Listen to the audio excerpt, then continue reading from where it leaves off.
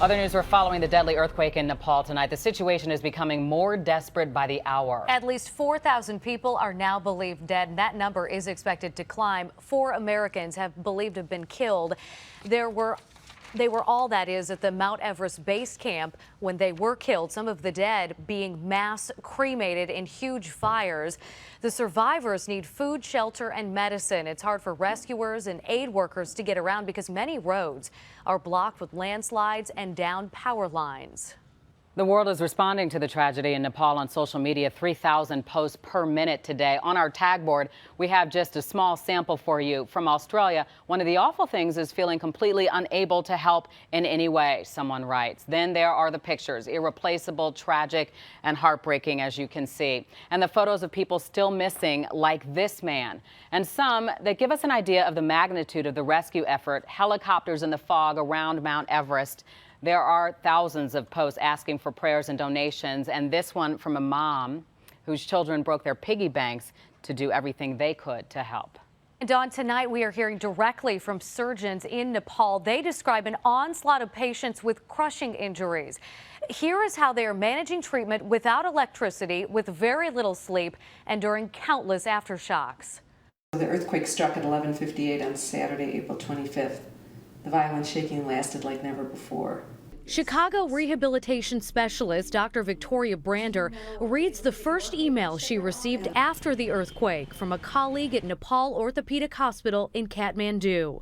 And then there are the pictures that accompany that email. 500 patients flocking to the hospital with just over 100 beds and 3 surgeons. Aftershocks forcing treatment into the streets and outside the hospital walls.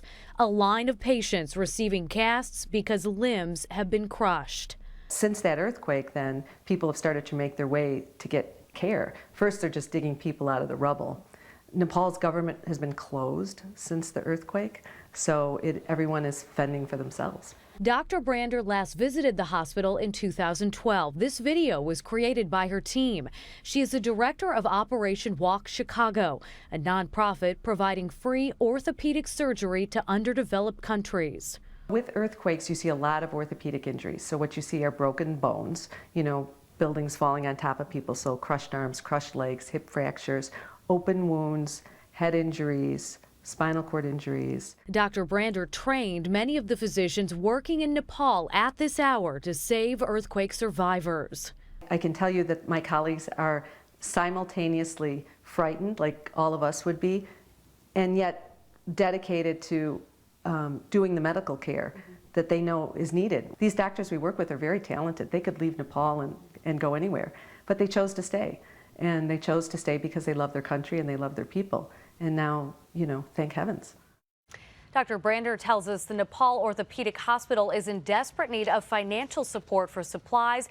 They are struggling just to feed the staff. We've provided a link to the organization on our website, myfoxchicago.com, if you'd like to donate. And the Nepal Orthopedic Hospital, one of many places in need of your help. And if you want to lend a hand, cash donations are the best way, we're told. The Nepali American Center here in Chicago is taking those donations. You can also donate medicine, canned foods, tents, and water filters at several Nepalese and Indian restaurants. Mount Everest Restaurant, for example, in Evanston, and Curry Hut in Highwood are just 2 of the locations accepting donations. For more details on how you can help and for links to charities accepting donations on behalf of the quake victims, go to our website, myfoxchicago.com.